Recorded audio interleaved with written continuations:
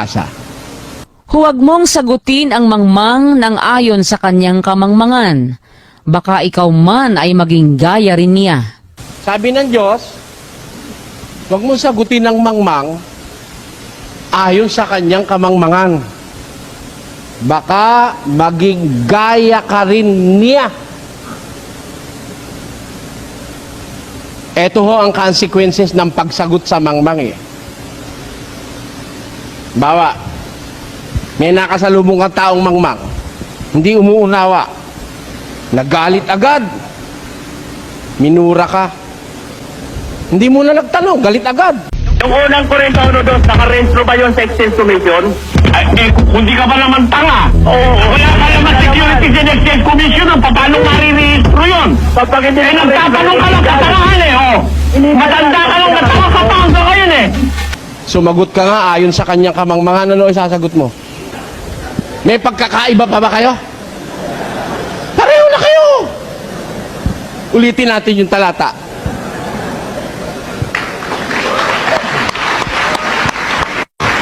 Pakiulit. Huwag mong sagutin ang mangmang ng ayon sa kanyang kamangmangan. Baka ikaw man ay maging gaya rin niya. Tama ang salita ng Diyos o hindi?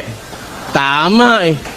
Pag yung kamangmangan ng mga inayunan mo, pareho ka rin. Pareho na kayo mami ang dalawa.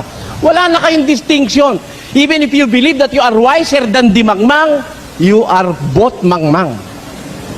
Paano po ang dapat gawin sa kapatid po na maramdamin at kapag nagdadamdam siya sa kapatid, ay nagsasabing lilipat siya sa ibang iglesia?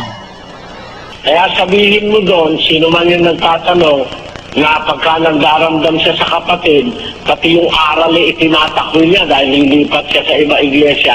Ngayon pa kamo, lumipat ka na, gago ka, kamo, tarantado ka. Demonyo ka, layas ka na. Kung sino man yan, dapat yan, igawa na ng circular. Bugok yan, bugok. Kaintindihan mo ang sagot ko? Bugok, lumayas ka na. Kung ginagawa mo rito, kapal ng pagmumukha mo. Papangahas mo pa ililipat ka sa ibang iglesia. Lumipat ka. Kung gusto mo, pumunta ka kay Manalo, tapos hamunin mo ng diskusyon. Papatunayan ko, pareho kayong bugok. Lumagay ka sa level niya eh. Ha? Okay na, no?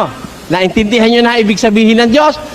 Ulitin ho natin ulit sa kanan man natin ituloy. Pakinggan nyo. Huwag mong sagutin ang mangmang ng ayon sa kanyang kamangmangan.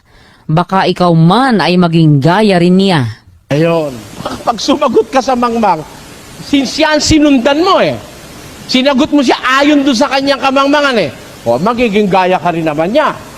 Pantas ka sa palagay mo, ikaw ay maalam, meron kang kalidad, tapos lumagay ka sa kanyang level, masama mangyayari sa'yo. Manda ka lang walang pinagkatandaan Wala kang naiintindihan kahit sa piraso yan ang sinasabi ko sa'yo. Hindi masamang magalit pag ang kagagalitan kagaya mong gago.